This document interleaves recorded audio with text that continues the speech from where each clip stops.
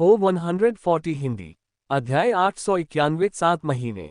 Excelsior division में शामिल हुए मुझे 7 महीने हो चुके थे और तब से कई चीजें बदल गई हैं, लेकिन कई नहीं। जैसे मेरे दोस्त आगे बढ़ते रहे जबकि मैं नहीं।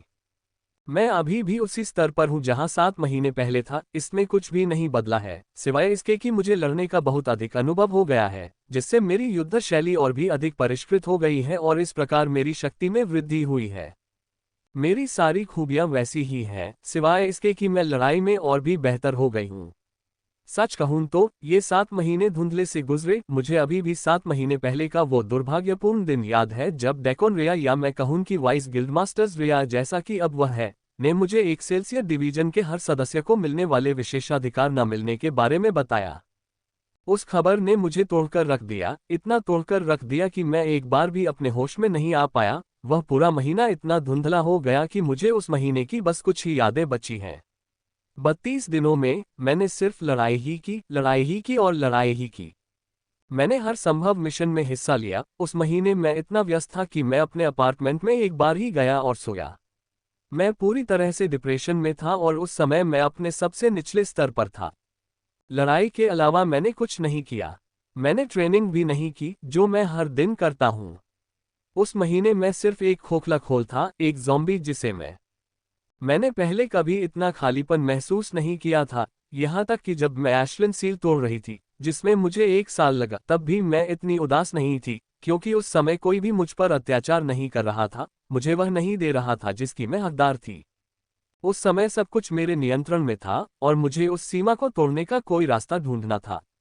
इस बार भी मेरे हाथ में एक रास्ता था, लेकिन एक दूसरा रास्ता भी था, एक बहुत आसान रास्ता जो मैंने छीन लिया था। एशलिन और नीरो के साथ तथा मित्रों और परिवार से मिले समर्थन के कारण ही मैं अपने जीवन के उस अंधकार में दौर से बाहर आ सकी और इन बाधाओं को चुनौती के रूप में लिया, जैसा कि मैंने उस दिन रेया से कहा था। तब से मैं पूरी एकाग्रता से अभ्यास कर रहा हूं। मैंने किसी भी चीज में कोई कमी नहीं रखी। चूंकि वे मुझे लिमिट ब्रेकिंग मेथड नहीं अपनाने देंगे, इसलिए मैं इसे खुद ही तोड़ दूंगा। पिछले 6 महीने से मैं लगातार प्रशिक्षण ले रहा हूं और यह कहा जा सकता है कि मैं अपनी मंजिल के काफी करीब पहुंच गया हूं। इन 6 महीनों में मैंने सुप्रीम कॉम्बैट एक्सरसाइज के 91-64 पूर्व प्रगतिशील बनाए हैं। बॉडी क्लींजिंग तकनीक के 10वें चरण 6ठे चरण पूर्व प्रगति तक पहुंच गया हूं और गुप्त विधि में 6ठे चरण 4थे चरण पूर्व प्रगति तक पहुंच गया हूं। मेरी नियम शक्ति ने भी उन्नति कर ली है। अब सूर्य, अग्नि और संहार नियम दोनों ही मूल अवस्था के शिखर पर हैं। इतना ही नहीं, मैंने गैस क्रशिंग रिफाइनमेंट टॉवर की तीसरी मंजिल को भी तोड़ दिया है।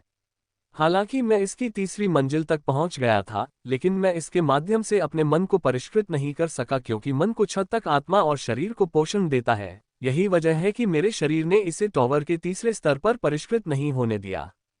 लेकिन विधि ऊर्जाओं में ऐसी कोई समस्या नहीं थी, इसलिए मैंने उनका उपयोग तीसरी मंजिल को तोड़ने के लिए किया था और तीसरी अवस्था तक उनके परिष्कृत होने के कारण उनमें भी अपार उन्नति हुई है। इन चारों विधियों की उन्नति के साथ मैं एक शानदार गति बनाने में सक्षम था। मुझे बस थोड़ी और मेहनत की आवश्यकता थी, इससे पहले कि मैं अंततः एक ही बार में सीमा को तोड़ सकूं। लेकिन यह इतना आसान नहीं है। पिछले 1 महीने से मैं मुश्किल से ही कोई प्रगति कर पा रहा था। सीक्रेट मेथड और बॉडी क्लींजिंग टेक्निक में प्रगति करना बेहद मुश्किल हो गया था। गुप्त विधि के लिए मेरी आत्मा काफी नाजुक हो गई थी। मेरी आत्मा की वर्तमान शक्ति के साथ अगर मैं मजबूर होता तो गुप्त विधि का अभ्यास जारी नहीं रख सकता था। फिर जैसे जैसे मैं अभ्यास में आगे बढ़ता, मैं अपनी आत्मा को स्थायी रूप से क्षतिग्रस्त कर सकता था। मैं गुप्त विधि के अभ्यास में जितना आगे बढ़ूंगा, उतना ही अधिक दबाव मैं अपनी आत्मा पर डालूंगा। यह मेरी विशेष संरचना के कारण था। मैं गुप्त विधि के 2 उन्नत चरणों का अभ्यास करने में सक्षम था। freewebnovel.com।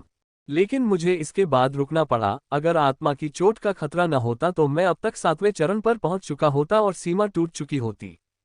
बॉडी क्लींजिंग एक्सरसाइज भी ऐसी ही स्थिति में है। मैं इसके 10वें मूव तक पहुंच गया हूं। मैं आगे भी परफॉर्म करना चाहता था, लेकिन मैं ऐसा नहीं कर सका क्योंकि मेरे पास ऐसा करने के लिए ऊर्जा नहीं थी।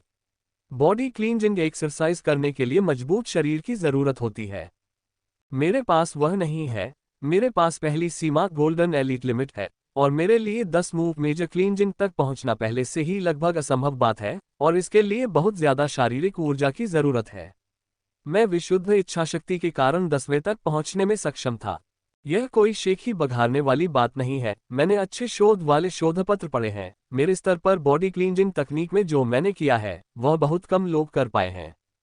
दोनों तरीकों ने वह सारी मदद की है जो वे दे सकते थे, लेकिन आगे बढ़ने के लिए वे कोई मदद नहीं करते। गति के लिए मुझे जो थोड़ी शक्ति की आवश्यकता है उसे पार करने के लिए मुझे इसे सुप्रीम कॉम्बैट एक्सरसाइज और मेरे रिफाइनमेंट टॉवर से इकट्ठा करना होगा।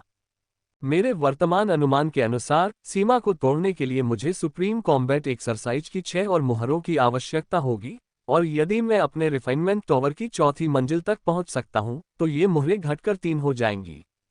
पिछले 2 सप्ताह से मैं रिफाइनमेंट टॉवर की चौथी मंजिल से नीचे उतरने की कोशिश कर रहा हूं और कल मैं लगभग सफल हो गया था, इसलिए मुझे पूरा विश्वास है कि आज मैं ऐसा कर सकूंगा। कुछ गहरी सांसें लेते हुए मैंने अपनी आंखें बंद की और अपने अंतरिक्ष में प्रवेश करना शुरू कर दिया, जहां मैंने बड़ी मात्रा में बैंगनी रंग की पंख प्रकाश ऊर्जा ली और उसे अंदर की ओर प्रसारित करना शुरू कर दिया। दरार। जैसे ही मैंने ऐसा किया, हरे रंग के रून एक एक करके चमकने लगे, जब तक कि उन्होंने तीसरी मंजिल तक सभी रूनों को चमका नहीं दिया। लेकिन मैं वहीं नहीं रुका, मैंने ऊर्जा को ऊपर ले जाकर तीसरी मंजिल की छत पर गिरा दिया। जैसे ही मैंने ऐसा किया, हल्की चटकने की आवाज सुनाई दी और कमरे में एक छोटी सी दरार दिखाई दी। Track track track. ये देखकर मैंने छत पर टक्कर मारने से पहले अपनी गति बढ़ानी शुरू कर दी। जैसे ही मैंने ऐसा किया, छत पर दरारें दिखाई देने लगीं, और ये दरारें प्रत्येक टक्कर के साथ बड़ी होती गईं, जब तक कि उन्होंने पूरी छत को ढक नहीं लिया। मैं काफी थका हुआ महसूस कर रहा हूँ। गति बनाना कोई आसान काम नहीं है, इसमें काफी मानसिक ऊर्जा लगती है, और कल की तरह इस स्तर तक पहुंचने में मुझे काफी थकान महसूस हुई। लेकिन कल के विपरीत मैं हार मानने वाला हूं। मैं तब तक प्रयास करता रहूंगा जब तक कि मैं उस छत को उड़ा न दूं। Track track track. धमाका। इसलिए मैंने उच्चतर गति के साथ प्रयास जारी रखा जब तक कि छत पर कोई जगह शेष न बची हो जहां दरार न पड़ी हो, और अंततः न जाने कितनी कोशिशों के बाद मैंने वह अजीब धमाका सुना जो मैंने पहले केवल 3 बार सुना था। छत फट गई और बैंगनी ऊर्जा चौथी मंजिल में फैल गई और अधिक शुद्ध होती गई। जबकि ऊर्जा शुद्ध होती जा रही थी, मैंने महसूस किया कि हर कोशिका और आत्मा की शक्ति में और वृद्धि हो रही थी। अब मुझे पूरा यकीन है कि सीमा को तोड़ने के लिए पर्याप्त गति बनाने से पहले मुझे सुप्रीम कॉम्बैट एक्सरसाइज की अधिकतम 2 से 3 मुहरों की आवश्यकता होगी। सुप्रीम कॉम्बैट एक्सरसाइज की 2 सामान्य सील बनाना आसान लग सकता है, लेकिन ये बेहद मुश्किल है, और भी ज्यादा मुश्किल, खास तौर पर 90वीं सील के बाद। सिर्फ 91वीं सील बनाने के लिए मुझे 17 दिन लगे थे, और यह 24 दिन पहले हुआ। तब से मैंने 92वीं मुहर बनाने का काम शुरू कर दिया था, जो 24 दिन बाद भी पूरा नहीं हो पाया। हालांकि यह मुश्किल हो सकता है, लेकिन मैं इसे करूंगा। मैंने 7 महीने तक लगातार प्रयास किया। मैं कुछ और सप्ताह जारी रख सकता हूं, मैंने सोचा। अंत में मैंने कहा कि 1 घंटे के बाद जब मैं अंततः पंख प्रकाश की सारी ऊर्जा को परिष्कृत करने में सक्षम हो गया, चौथी मंजिल के शोधन के बाद ये और भी अधिक शक्तिशाली हो गया था। ऐसी परिष्कृत पंख प्रकाश ऊर्जा के साथ मैं गति में प्लेटिनम के साथ प्रतिस्पर्धा करने में भी सक्षम हो सकता था। जैसे जैसे मैं परिष्कृत होता गया, मैंने फेदराइट विधि के 2 बैंगनी पंखों पर ध्यान से नजर डाली जो बैंगनी प्रकाश से चमक रहे थे।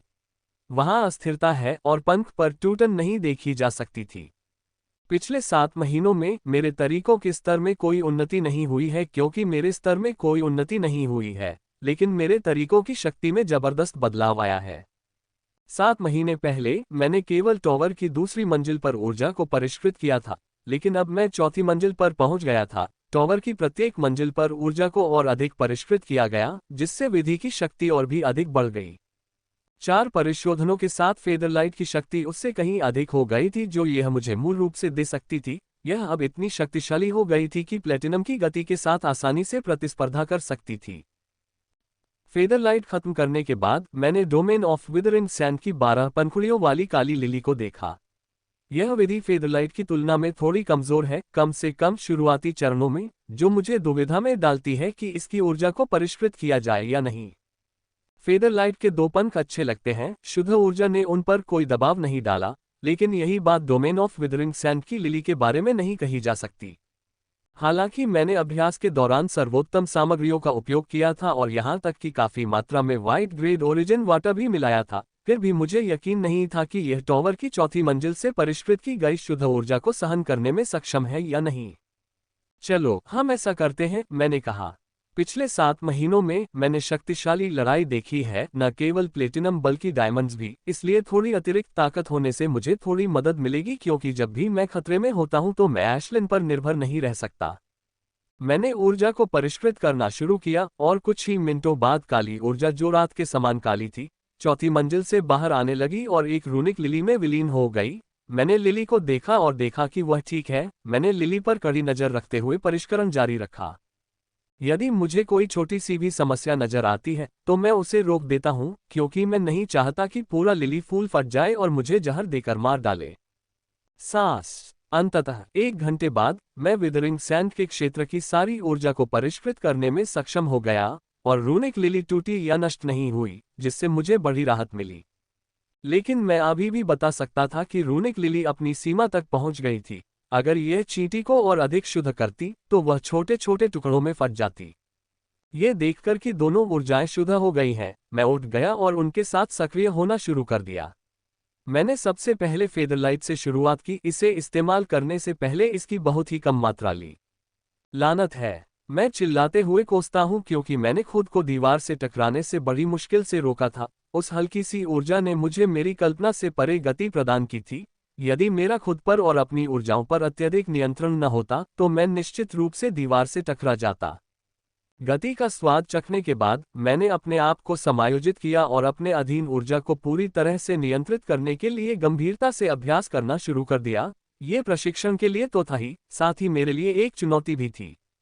पिछले 7 महीनों में मेरे दोस्तों ने मुझे भावनात्मक समर्थन देने से लेकर आवश्यक सामग्री उपलब्ध कराने तक बहुत मदद की थी, और एलेंस की मदद सबसे बड़ी थी। उसने एडमेंटाइन तक अपनी पहुंच के साथ मुझे कुछ शीर्ष शोध सामग्री प्राप्त करने में मदद की थी। हाँ, वह एडमेंटाइन बन गई थी। पहले तो मैंने सीमा को पूरी तरह तोड़ने का प्रयास नहीं किया था। मैं तो बस गति बनाना चाहता था और सीमा को तोड़ना चाहता था। लेकिन उन सामग्रियों को पढ़ने से, जिन तक केवल एडमेंटाइन की ही पहुंच थी, मेरे दृष्टिकोण का अत्यधिक विस्तार हुआ। यदि मैं सीमा को तोड़ने में महीनों, यहां तक कि वर्षों तक खर्च करने जा रहा हूं, तो मुझे हर उस लाभ के लिए प्रयास करना चाहिए जो मुझे मिल सकता है। यही कारण है कि मैंने पहले ही निर्णय लिया था कि जब तक मैं समूह रूबी सील नहीं बना लेता, तब तक मैं कोई सफलता हासिल नहीं करूंगा। रूबी सील की शक्ति बहुत अधिक है। यदि मैंने किसी अन्य विधि का अभ्यास न किया होता और केवल सुप्रीम कॉम्बैट एक्सरसाइज का अभ्यास किया होता और रूबी सील बनाई होती, तो मैं आसानी से सीमा को तोड़ सकता था। इसीलिए पिछले 5 महीनों से मैंने अभ्यास में जिस चीज पर ध्यान दिया वह है नियंत्रण। मैंने नियंत्रण का अभ्यास किया, न केवल ऊर्जा नियंत्रण बल्कि शरीर नियंत्रण और अन्य चीजों पर भी। इस पहलू में मेरा आधार पहले से ही बहुत मजबूत था, क्योंकि मैं हमेशा नियंत्रण पर ध्यान केंद्रित करता रहा हूं। लेकिन जब मैंने वास्तव में अपने दिन के कुछ घंटे देकर इस पर ध्यान केंद्रित करना शुरू किया, तो उस समय हर चीज पर मेरा नियंत्रण और भी अधिक बढ़ने लगा।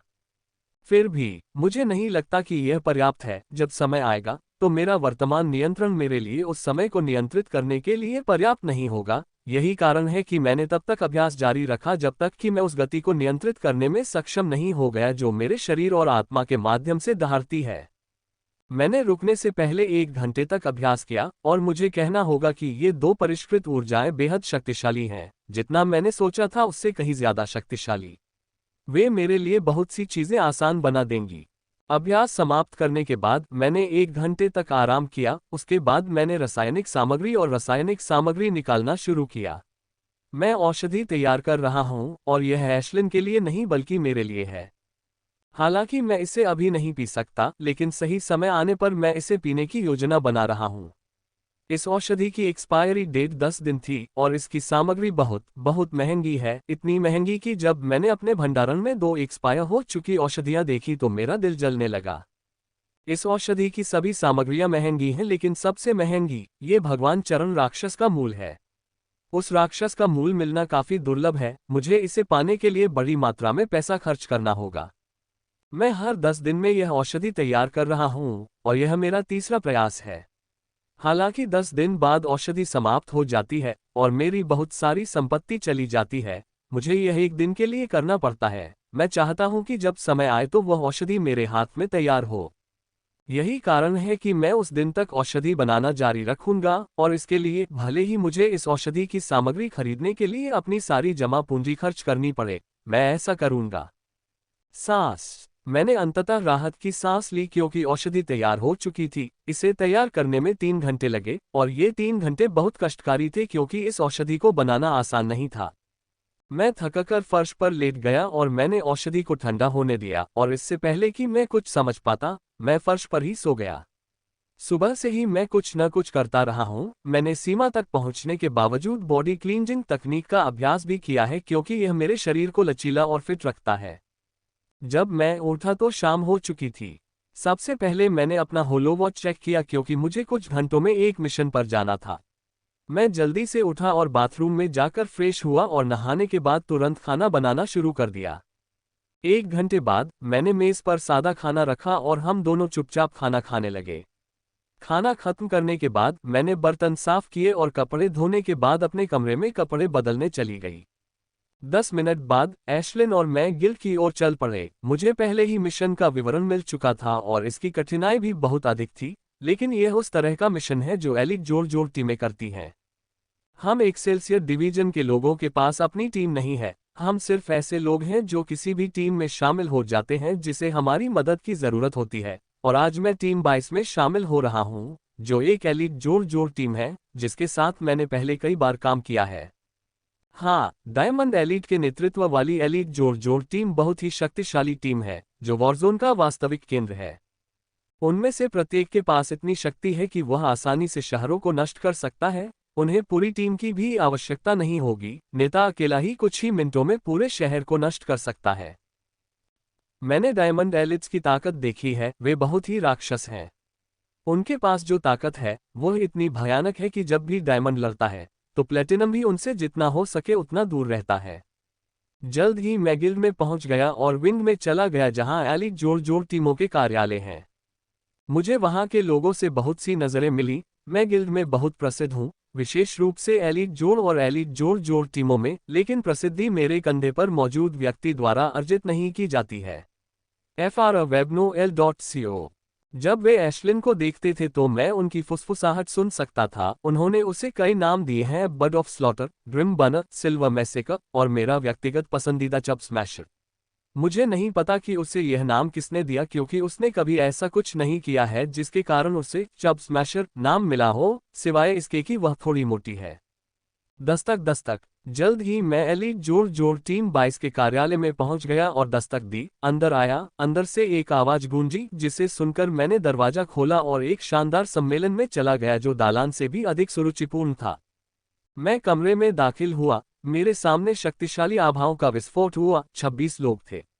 इन 26 लोगों में से एक भी गोल्डन एलिट नहीं है। यहाँ मौजूद 25 लोग प्लेटिनम एलिट हैं और लीडर डायमंड है। वे सभी मेरी ओर विभिन्न दृष्टि से देख रहे थे तथा उनकी आंखों में विभिन्न भावनाएं झलक रही थीं, लेकिन 80% लोगों की आंखों में केवल एक ही भावना थी और वह थी मेरी ओर देखते हुए ईर्ष्या से भरी जलन। माइकल, आओ बैठो, हम तुम्हारा इंतजार कर रहे थे, टीम लीडर क्लारा ने कहा और मुझे अपने बगल में रखी मेज पर पड़ी एकमात्र खाली कुर्सी पर बैठने का इशारा किया। धन्यवाद टीम लीडर, मैंने सम्मानपूर्वक कहा। नेता एक खूबसूरत लड़की है जो वीर स्वभाव की है। उसकी त्वचा काली है और बाल छोटे और शरीर एकदम सुडौल है। अगर एलेन यहाँ होती तो उसे देखकर लार टपकाती क्योंकि वह बिल्कुल उसी प्रकार की लड़की है जिसे एलेन मेडेलिन को खोजने से पहले पसंद करती थी। देखो एशलिन, मैं तुम्हारी पसंदीदा कैंडीज लाई हूँ। मेरे लिए उन्हें पाना बहुत मुश्किल है, लेकिन मैं तुम्हारे लिए उन्हें लेकर आई हूँ, क्लारा ने कहा और उसके सामने कैंडीज का एक छोटा जार रखा। चबाना। एशलिन ने एक बार धन्यवाद देते हुए मेरे कंधे से उड़कर कैंडी के जार के सामने उतरी और कैंडी को अपने पंजों और चोंच से कुशलतापूर्वक उसके आवरण को खोलकर उसे खा लिया। मेरे जैसे कुछ लोगों को, जो प्लेटिनम एलिट नहीं है, एलिट जोड़ टीम की बैठक में भाग लेने का अधिकार नहीं था, लेकिन मैं अभी भी भाग ले रहा हूं और किसी ने मेरी उपस्थिति पर आपत्ति नहीं जताई, और यह सब एशलिन की वजह से था। जबकि मैं प्लेटिनम एलिट नहीं हूं, एशलिन है और वह सामान्य प्लेटिनम एलिट नहीं है, बल्कि एक पीक है जो सामान्य पीक प्लेटिनम से अधिक शक्तिशाली है। मेरी सीमा तो है लेकिन एशलिन की नहीं, या प्लेटिनम लेवल पर नहीं। जबकि मैं 7 महीने पहले अपने मौजूदा स्तर पर रुका हुआ हूं, एशलिन नहीं रुकी। वह लगातार आगे बढ़ती रही। मैंने औषधियों में कोई कटौती नहीं की। जब तक उसका शरीर एक औषधि की अशुद्धियों को दूर कर देता, मैं उसे दूसरी औषधि पिला देता और इस तरह वह 3 महीने में पीक प्लेटिनम बन गई। यदि मेरे शरीर की सीमा ने उस पर तब प्रभाव डालना शुरू नहीं किया होता जब वह प्लेटिनम स्तर के शिखर पर पहुंची थी, तो वह अब तक डायमंड बन चुकी होती। वह बहुत शक्तिशाली है और वह सामान्य पीक प्लेटिनम पावरहाउस को आसानी से हरा सकती है। केवल सर्वश्रेष्ठ प्लेटिनम एलीट ही उसके खिलाफ खड़े हो सकते हैं, और यह उसे टीम लीडर के बाद टीम में सबसे मूल्यवान संपत्ति बनाता है। चून की सामान्य प्लेटिनम एलीट उसके सामने गोभी है, इसलिए अधिकांश मिशन में उसने अकेले ही सभी प्लेटिनम एलीट को खत्म कर दिया, इससे पहले कि दूसरों को वापस लड़ने का मौका भी मिल सके। शायद पिछले महीने से गिल्ड हमें केवल उसी मिशन की अनुमति देता है जिसमें हमारी आवश्यकता होती है। इसका मतलब है कि मिशन एलीट जोड़ टीमों द्वारा किए जाने वाले मिशन की तुलना में अधिक खतरनाक है। मुझे इस बात से नफरत थी कि गिल्ड इस तरह से हम पर एकाधिकार कर रहा था, जबकि उन्होंने हमें बदले में कुछ भी नहीं दिया। लिमिट ब्रेकिंग मेथड और एक्सेल्सियर प्लेटिनम एलीट के विशेषाधिकारों के बारे में तो भूल ही जाए, वे हमें गोल्डन एलीट एक्सेल्सियर ट्रेन की अत्याधुनिक प्रशिक्षण सुविधा तक भी पहुंच नहीं दे रहे हैं। हम मानव जाति के लिए कितना भी योगदान क्यों न दे रहे हो, हमारे साथ घटिया व्यवहार किया जा रहा है। मेरे पास हाल ही में सिल्वर एलीट में शामिल हुए लोगों से भी कम विशेषाधिकार हैं। जब मैं ऐसा सोचता हूं तो मुझे बहुत दुख होता है, लेकिन मेरे पास चुपचाप सहने के अलावा कोई विकल्प नहीं है क्योंकि मेरे पास कुछ भी करने की शक्ति नहीं है। जैसा कि आप सभी जानते हैं, यह मिशन बहुत खतरनाक है। हमारी टीम को छोड़कर हमें एलीट कोर से 100 गोल्डन एलीट एक्सेल्सियर और 1000 पीक गोल्डन एलीट की मदद मिलेगी, टीम लीडर ने कहा। यह सुनकर मैं कुछ हैरान हुआ क्योंकि गिल्ड इतनी संख्या में गोल्डन एक्सेल्सियर उपलब्ध नहीं कराता। 80% से 90% तक Excelsior golden elite platinum elite बन गए और अगर उन्हें कुछ हुआ तो गिल्ड को इससे बहुत नुकसान होगा। इसलिए इतने सारे एक्सेल्सियर को अनुमति देने का मतलब है कि मिशन बहुत मुश्किल होने वाला है। ये संभवतः ग्रिम राक्षसों की एक शक्तिशाली सेना है जिनकी संख्या 1 लाख से अधिक है, अन्यथा उन्होंने इतने एक्सेल्सियर्स जारी नहीं किए होते। क्लारा ने कहा कि युद्ध की योजना तैयार कर ली गई है और अब हमें बस उसे क्रियान्वित करना है। ये लड़ाई कठिन होने जा रही है क्योंकि ग्रिम राक्षस की सेना एस्टेरिक्स प्रकार की है, जिसका अर्थ है कि हमें 8 विभिन्न जनजातियों के 1,50,000 से 2 लाख ग्रिम राक्षसों से निपटना होगा। अब तक मैं सिर्फ एक एस्टेरिक्स टाइप मिशन पर गया था और वह मेरे लिए अब तक का सबसे खतरनाक मिशन था। ग्रिम मॉन्स्टर्स की एक असीमित धारा थी, जब भी हम देखते हमें ग्रिम मॉन्स्टर्स मिलते। जिस गोले पर मैं हमला कर रहा था वह केंद्रीय गोले से जुड़ा हुआ था, जिससे हमारे लिए लड़ाई और भी कठिन हो गई थी। अगर हमें दूसरों से समय पर मदद नहीं मिलती तो मैं वास्तव में मर जाता। जल्द ही हम गिल्ड के भूमिगत हैंगर में पहुंच गए, जहां हमने देखा कि 1100 गोल्डन एलीट पहले से ही जहाज के सामने खड़े थे। ये पहली बार है जब मैं एक ही मिशन में इतने सारे लोगों को देख रहा हूं। सबसे बड़े मिशन में मैंने 900 लोगों का हिस्सा लिया था।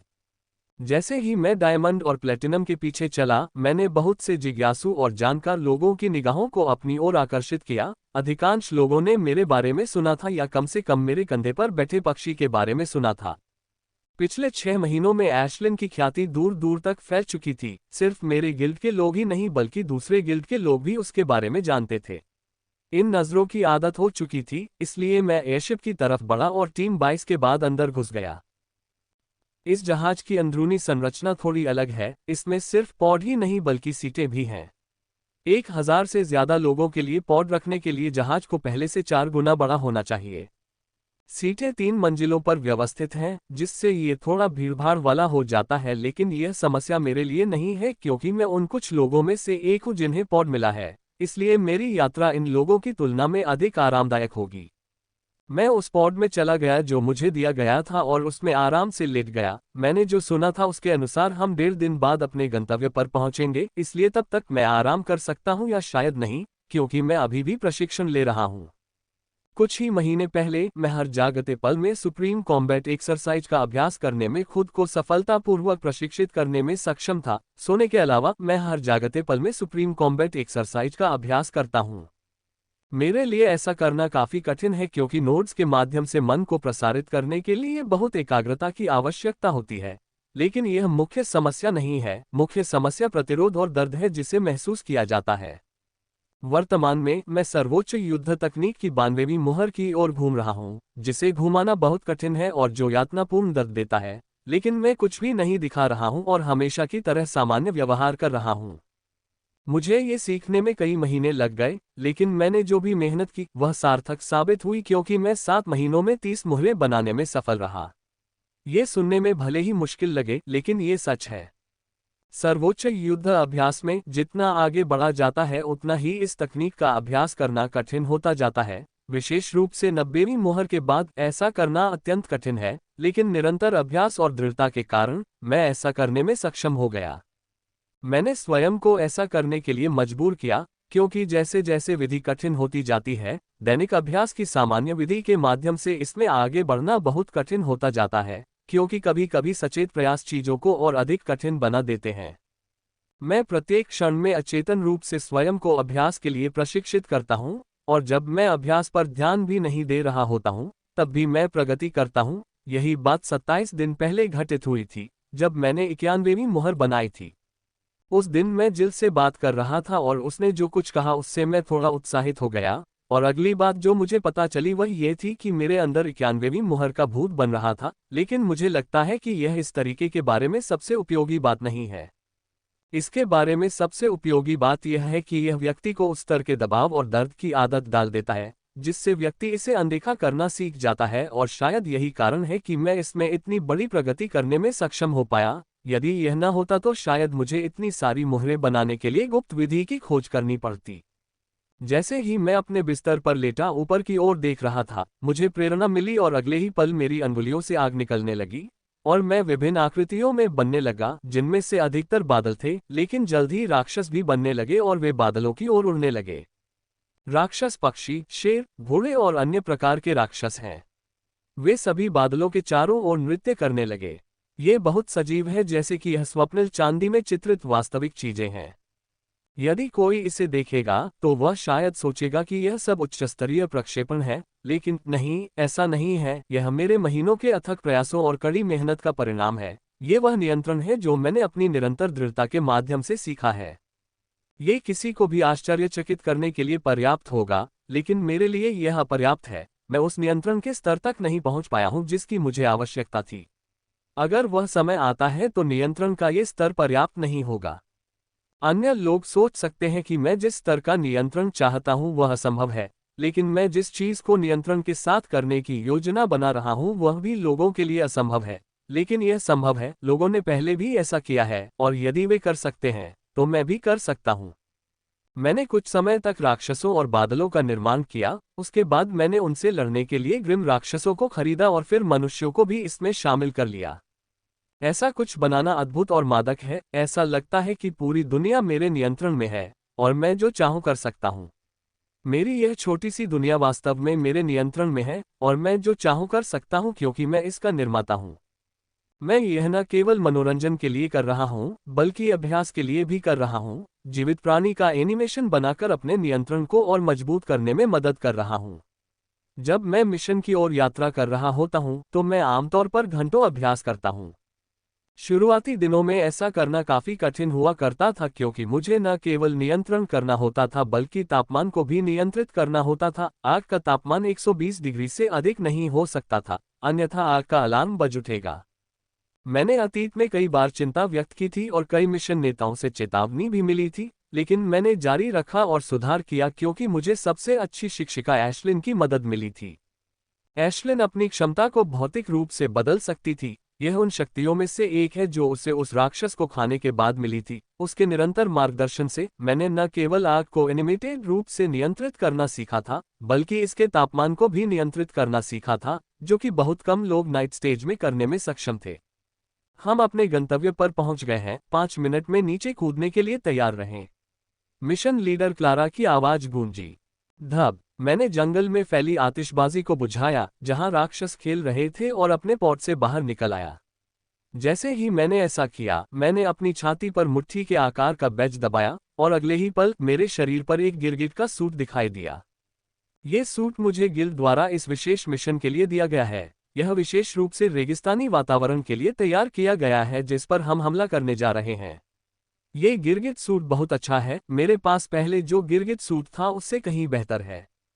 जैसे ही मेरे शरीर पर एक सूट दिखाई दिया, एशलिन मेरे कंधे पर उड़ गई और मैं प्रवेश द्वार की ओर चल पड़ा।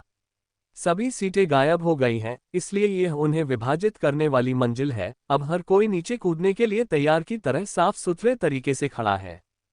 हाँ, इस मिशन के लिए हम ऊंचाई से नीचे कूदने जा रहे हैं। हर मिशन के लिए यह आवश्यक नहीं है कि हम मिशन पॉइंट के पास स्थित स्थान पर टेलीपोर्ट होने से पहले छिपे हुए शिविरों में जाएं। ये सब प्रतिभागियों के स्तर, भूगोल, ग्रिम मॉन्स्टर्स की घनत्व और हमारे लक्ष्य पर निर्भर करता है। हमारा मिशन गैरिसन को नष्ट करना है, जो कि गैरिसन का एक तारांकन प्रकार है, जिसका अर्थ है कि वहां विभिन्न जनजातियों के राक्षस हैं, और वहां हमें संभवतः 150 से 200 हजार ग्रिम राक्षसों का सामना करना पड़ेगा। छलांग के स्थान से ये 250 किलोमीटर दूर है, जो हमारे लिए ज्यादा दूर नहीं है, क्योंकि हम सभी यहाँ कम से कम पीक गोल्डन एलीट हैं, जो आसानी से कुछ घंटों में ये दूरी तय कर सकते हैं। झोंका, समय आ गया है। क्लारा की आवाज गूंजी और उसी क्षण जहाज के अंदर का तापमान दृश्य दर से बढ़ने लगा, लेकिन अगले ही पल जैसे ही हवाई जहाज का दरवाजा खुला, तापमान तेजी से गिरने लगा और बहुत ही ठंडी हवाओं का झोंका अंदर आने लगा। ये हवाएं बहुत ठंडी होती हैं और जहाजों की थर्मल सुरक्षा के बावजूद भी ये गोल्डन एलिट्स को ठंड में कांपने पर मजबूर कर सकती है, और यहीं से शुरुआत होती है। असली चुनौती तब शुरू होती है जब कोई नीचे कूदता है। यही कारण है कि नीचे उतरने के मिशन की न्यूनतम आवश्यकता पीक गोल्डन एलीट है, क्योंकि अन्य मिशन ठंड को झेलने में सक्षम नहीं होंगे और जहाज कम ऊंचाई पर नहीं उड़ सकता। इसे इस ऊंचाई या इससे अधिक पर उड़ाना होगा ताकि ग्रिम मॉन्स्टर के सेंसर द्वारा इसका पता न चले। क्लारा पहले नीचे गई। जब उसके प्लेटिनम एलीट एक के बाद एक नीचे कूदने लगे, उसके बाद वे भी कूद पड़े और अब मेरी बारी थी। मैं भी 1 सेकंड की हिचकिचाहट के बाद कूदने से पहले एयरशिप के दरवाजे की ओर चला गया। बहुत ठंड है, बहुत ठंड है। नीचे कूदते समय मेरे मन में सबसे पहले यही विचार आए, मैंने जो सूट पहना है उसका प्रभाव मेरे शरीर पर है, तथा मैंने अपने शरीर को सूर्य की किरणों से ढक रखा है, लेकिन इसके बावजूद मुझे ठंड लग रही है। जहाज बहुत ऊंचा था, इतनी ऊंचाई पर तापमान बहुत कम होता है। एक सामान्य निम्न स्तर का गोल्डन एलीट ऐसी ठंड के संपर्क में आने के बाद बस 1 सेकंड में ही जमकर मर जाएगा। हालांकि मुझे ठंड लग रही थी, लेकिन नीचे कूदते समय मैंने यह नहीं भूला कि मुझे क्या करना था। मैंने शून्य जूते सक्रिय कर दिए और पंख के समान नीचे गिरने लगा। ऐसा करने वाला मैं अकेला व्यक्ति नहीं था, बल्कि हर व्यक्ति जो नीचे कूदा था, उसने ठंड के बावजूद ऐसा किया। इस प्रकार की लैंडिंग का एक आधिकारिक नाम है और उसे फेदरफॉल कहा जाता है, और मैंने गिल्ड से फेदरफॉल सीखने के लिए 1 सप्ताह का विशेष प्रशिक्षण लिया है, और उस प्रशिक्षण में उन्होंने हमें उससे भी अधिक ऊंचाई से नीचे फेंका है, जहां से हम अभी गिर रहे हैं। 10 मिनट बाद मैं बिना आवाज किए रेत पर उतर गया। ऐसा करते हुए मैंने रात के आसमान को देखा, जो अभी आधे घंटे पहले ही पूरी तरह से अंधेरा हो गया था। सच कहूं तो मैं मौसम से बहुत निराश हूं, क्योंकि यह बहुत शांत है, कोई हल्की हवा भी नहीं सुन सकता। रेगिस्तानी मिशन में मुझे हवा पसंद है, और भी अधिक अगर कोई छोटा तूफान है, तो उस तरह का मौसम दुश्मन के शिविरों में घुसना बहुत आसान बनाता है। लेकिन वे हमला करने के लिए सही समय नहीं है, क्योंकि उन दिनों ग्रिम मॉन्स्टर अतिरिक्त सतर्क रहते हैं। आज जैसी रात सबसे अच्छा समय है, क्योंकि यह एक औसत रात है जहां कोई भी ग्रिम मॉन्स्टर अतिरिक्त सावधान नहीं होगा। वे हमले के लिए सबसे अच्छे दिन हैं, और आज ऐसी ही एक रात है। हालांकि वे हमले के लिए बिल्कुल उपयुक्त हो सकते हैं, लेकिन इससे हमला आसान नहीं हो जाता। ये और भी कठिन हो जाता है, क्योंकि मौसम का कोई हस्तक्षेप नहीं होता। इनके द्वारा न पकड़े जाने के लिए बहुत बहुत सतर्क रहना पड़ता है। आइए हम टीमों में विभाजित हो जाएं, क्लारा ने कहा, और 9 टीमों में विभाजित होकर 8 टीमें 8 तारांकन बिंदुओं से निपटेंगी, जबकि मिशन लीडर क्लारा के नेतृत्व वाली टीम तारांकन के केंद्रीय बिंदु पर हमला करेगी। जैसे ही टीमें तय हुई, हमने अपनी यात्रा शुरू की, जिसमें प्रत्येक टीम एक दूसरे से अलग दिशा में आगे बढ़ रही थी। मेरी टीम में 87 लोग थे। 80 एलीट ब्रिगेड से पीक गोल्डन एलीट है, और 6, जिनमें मैं भी शामिल हूं, एक्सेल्सियर डिवीजन से हैं, जबकि टीम का नेता टीम 22 से प्लेटिनम एलीट है। वह काफी युवा है और उसका सिर गंजा है। जब से हमने गैरिसन की ओर यात्रा शुरू की है, तब से उसने एक शब्द भी नहीं बोला है। वह केवल सांकेतिक भाषा में बात करता है। मैं उससे कुछ बातें करना चाहता था, लेकिन उसका उदास चेहरा देखकर मैंने बात करना छोड़ दिया। जैसे जैसे हम यात्रा करते गए, मैंने अपनी इंद्रियों को सक्रिय रखा, जिससे मुझे न केवल दुश्मनों को बल्कि अपने साथियों को भी भांपने में मदद मिली, और इससे मैं अपने इस उदास टीम लीडर के बारे में एक दिलचस्प बात जानने में सक्षम हुआ। संभवतः उसने कुछ दिन पहले अपनी सीमा को तोड़ दिया है, और उसकी आभा में थोड़ा असंतुलन महसूस किया जा सकता है। ये दूसरों के लिए पता लगाने योग्य नहीं है, लेकिन मैंने प्लेटिनम के बारे में सब कुछ शोध किया है और मैं इसे अच्छी तरह से जानता हूँ। ये बात सही है, पिछली बार जब मैंने टीम 22 के साथ मिशन किया था तो ये युवक टीम का हिस्सा नहीं था। यद्यपि वह युवक चुप है, परंतु उसकी इंद्रियां प्रबल हैं और वह हमें प्रभावशाली ढंग से आगे ले जा रहा है तथा ग्रिम मॉन्स्टर के गश्ती दल से कुशलतापूर्वक बच रहा है, जिसका हम सामना कर रहे थे। यहाँ तक कि जब गश्ती दल सघन हो गया तब भी वह हमें बिना पकड़े शिविर की ओर ले गया। रात भर हम एक के बाद एक टीलों को पार करते रहे और अंततः जब भोर होने में केवल 3 घंटे शेष थे, हम ग्रिम मॉन्स्टर्स के अड्डे पर पहुंच गए। ग्रिम मॉन्स्टर का बेस हमसे 10 किलोमीटर आगे है। हम इसे नहीं देख सकते क्योंकि यह छद्म उपकरणों की कई परतों के नीचे छिपा हुआ है, लेकिन मैं इसे ऐशलिन की आंखों के माध्यम से बहुत स्पष्ट रूप से देख सकता हूं जो अपने बेस के ऊपर उड़ रहे हैं। मैं शिविर को एक तारे के आकार में देख सकता था। ये 9 भागों में विभाजित है। एक बड़ा केंद्रीय गोला जो 8 मध्यम गोलों से घिरा है। ये सभी पाइपलाइन जैसे कनेक्शन द्वारा केंद्रीय गोले से जुड़े हुए हैं। पूरा शिविर एक छोटे शहर के आकार का है, जिससे मुझे और भी यकीन हो गया कि हमें निश्चित रूप से 2 लाख ग्रिम राक्षसों का सामना करना पड़ेगा। हमने एस्टेरिस्क से 10 किलोमीटर की दूरी बनाए रखी क्योंकि करीब जाने पर हमारे पकड़े जाने की संभावना और भी बढ़ जाती। योजना के अनुसार 8 टीमें शिविर से 10 से 15 किलोमीटर की दूरी बनाए रखेंगी, जबकि मुख्य टीम हमला करेगी। फ्रीवेब एटा ओवल सीएम फ्रीवेब एटा ओवल सीएम। हमें अपने स्थान पर पहुंचे हुए आधा घंटा हो चुका था और हम मिशन लीडर से संकेत की प्रतीक्षा कर रहे थे। ऐशलिन की नज़र से मुझे पता है कि मिशन लीडर धीरे धीरे केंद्रीय एस्टेरिस्क की ओर बढ़ रहा है ताकि संरचना को नष्ट कर सके। उसकी चाल असाधारण रूप से सहज है तथा उसकी फुर्ती और छिपने की क्षमता और भी अधिक अद्भुत है, क्योंकि उससे 1 मीटर की दूरी पर खड़े ग्रिम मॉन्स्टर भी उसे देख नहीं पाते। उसकी गति भी इतनी तेज है कि जब मैंने ऐशलिन की दृष्टि से देखा तो मुझे लगा कि वह एक स्थान से दूसरे स्थान पर टेलीपोर्ट हो रही है। अंततः वह एस्टेरिस्क के केंद्रीय गोले तक पहुंची और उस पर एक छोटी सी ड्रिल लगा दी, जिससे बल क्षेत्र पर एक छोटा सा अंतराल उत्पन्न हो गया जो उसके अंदर जाने के लिए पर्याप्त था। टकराना। 3 मिनट बाद 10 किलोमीटर की दूरी पर भी हमने जोरदार धमाका सुना। ऐसा लगा जैसे दूर से कोई बड़ा धमाका हुआ हो। ऐसा हुआ भी। मिशन लीडर ने बहुत ही बुरी तरह से फॉर्मेशन को नष्ट कर दिया था। सुप सुप सुप। जैसे ही विस्फोट हुआ, टीम लीडर बिना कुछ कहे ही अपनी जगह से उड़ गया और हम उसके ठीक पीछे चले गए। हमारी गति इतनी अधिक थी कि 80 चोटी के गोल्डन एलिट मुश्किल से हमारी गति के साथ चल पाए। एस्टेरिस्क की ओर जाते हुए हम कई गश्ती दल से मिले, लेकिन मेरे चाकुओं ने उन सभी को मार डाला। ऐसा लगता है कि टीम लीडर ने इन छोटे छोटे जीवों को मारने की जिम्मेदारी हमें दी है।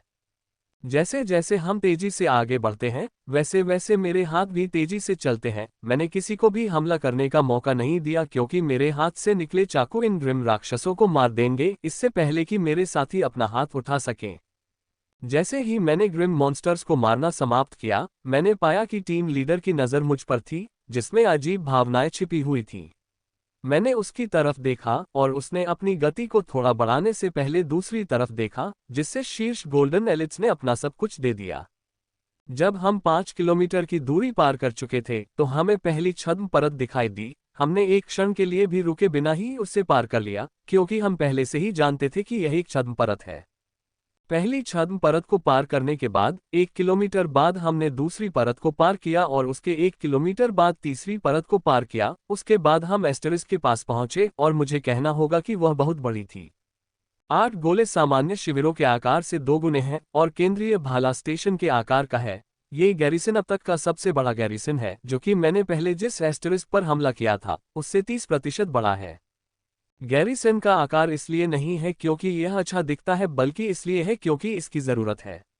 ग्रिम मॉन्स्टर्स की विभिन्न जनजातियों के बीच बहुत ज्यादा कबीलापन है कि वे जगह साझा करना बर्दाश्त नहीं कर सकते। So they create such a camp so that each tribe could get its own space. This garrison has 8 asterisk points, means there are 8 different tribes of grim monsters in this garrison. As for the central, it is where people of all 8 tribes are present, and so is the teleportation gate. Only the central sphere has the teleportation gate. The other 8 points did not, as no other tribe trust another have the teleportation gate to bring out more numbers privately and suppress others. I could see many teams entering their assigned asterisk one after another. Ashlyn too had entered the central asterisk and already busy killing any platinum elite that came in her way. Like others, we also moved toward the sphere that was assigned to use, and as we reached it, the team leader placed drill on the force field, and next moment, the door gap started to open. Some white lizardmen noticed and came toward us with their axes, but I killed all of them. The red lizardmen are one of the most pronounced fire elementals grim monsters in the continent. Their fire very powerful, and when they use their fire-type offensive method are destructive. They have an average height of 6 meters with lava-like scales covering their bodies, which provide their strong defense, but they all have a weakness that all the beings have, and that is their eyes, and that is what I am counting on to kill them. One by one, we are going inside while killing red lizardmen that came at us, while our team leader did not do anything, just looked around, likely searching for the platinum elite that is responsible for this sphere. In the sphere, I've become a war god, throwing tens of knives every second that no red lizardmen could dodge. 7 months are enough to perfect any art, and I am who started to throw knives with much training have become an expert. In these 7 months, I've not only trained with knives to get perfection, I even took day classes from the expert paying the exorbitant price, and that price was worth it. The things I've learned in 10 days helped to perfect my knife throwing even more.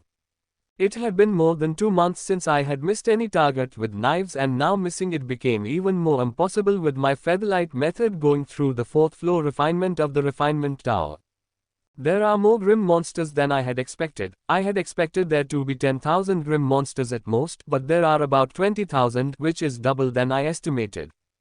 But we are not afraid. Just within these 4 minutes we have killed more than 4,000 of these red lizard men. The members of Elite Brigade is performing good, and as for the members of Excelsior Division, they have become the grass mowers, and these red lizard men are grass. We are just kept cutting them. But the weird thing is there is no platinum red lizardman had come out yet. Every sphere should have at least one platinum elite guarding, but we found none ours. तो हम Grimm राक्षसों को मार ही रहे थे कि अचानक एक बहुत ऊंची आवाज गूंजी। यह इतनी तेज थी कि लोगों के कान बहरे हो गए। जब मैंने यह ऊंची आवाज सुनी तो मेरे मन में अत्यधिक धैर्य की भावना उत्पन्न हुई। मुझे लगने लगा कि कुछ बहुत बुरा होने वाला है, इतना बुरा कि मैं सचमुच अपनी जान गंवा सकता हूं। चबाओ चबाओ। मैंने बस यही सोचा था कि जब मैंने अपने मन में एशलिन की चहचहाहट सुनी और अगले ही पल मैंने वह दृश्य देखा जो एशलिन ने मुझे हमारे लिंक के माध्यम से भेजा था। केंद्रीय क्षेत्र में अचानक 50 से अधिक प्लेटिनम लाल छिपकली आदमी कहीं से प्रकट हो गए। इनमें से प्रत्येक प्लेटिनम लाल छिपकली आदमी एक असाधारण आभा उत्सर्जित कर रहा था, जिसका स्पष्ट अर्थ था कि वे सामान्य प्लेटिनम से ऊपर हैं। ये देखकर मानव प्लेटिनम पर भय छा गया, लेकिन ये तो अभी शुरू ही हुआ था कि 50 के करीब प्लेटिनम के पीछे 5 डायमंड आ गए। ये देखकर क्लारा का चेहरा पीला पड़ गया, क्योंकि वह पहले से ही 2 डायमंड रेड छिपकली पुरुषों का सामना कर रही थी और अब इन 5 के आने से उसकी जान भी खतरे में आ गई थी। हेस्ट्सबे ओरुगेजियार्मो। मैं अभी वह दृश्य देख रहा था जो एशलिन ने मुझे हमारे लिंक के माध्यम से भेजा था। तभी मैंने अचानक कुछ निषिद्ध सुना और जिसने ये कहा वह हमारा टीम लीडर था। ये सुनकर मेरे और अन्य एक्सेल्सियस के चेहरे पर अत्यधिक भय छा गया, क्योंकि हमें पता नहीं था कि हमारे लीडर ने क्या कहा था। हेस्ट्सबे ओरुगेजियार्मो का आम भाषा में अर्थ है glory to the grim race, और हमारे टीम लीडर ने कहा कि इसका मतलब है कि वह एक गद्दार है। एक गद्दार। इस एहसास से हर कोई दंग रह गया, न केवल मनुष्य बल्कि लाल छिपकली वाले भी, लेकिन उनकी मनोदशा हमसे बिल्कुल विपरीत है। हमारी आंखों में अविश्वसनीयता का भाव है और साथ ही आश्चर्य और क्रोध भी कि हमारे बीच एक गद्दार है। पिछले 7 महीनों में जैसे जैसे मिशन कठिन होता गया, मैं मजबूत लोगों के संपर्क में आने लगा, जिससे मुझे गद्दारों के बारे में और अधिक स्पष्ट जानकारी मिली।